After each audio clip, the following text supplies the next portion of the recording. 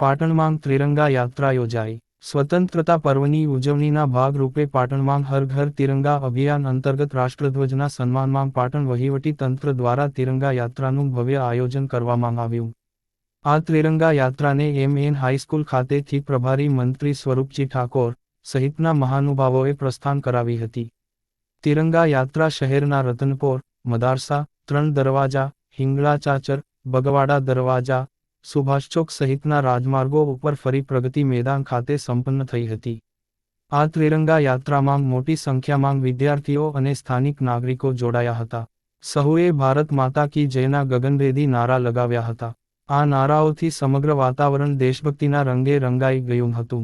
આ તિરંગા યાત્રા દેશના સન્માનમાં આયોજિત કરવામાં આવી હતી।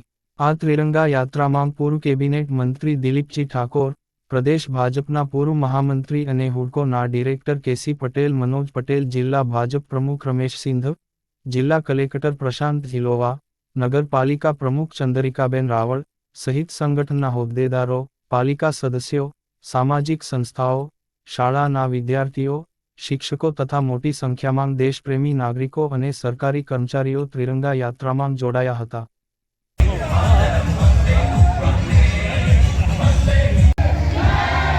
શું કહું છે?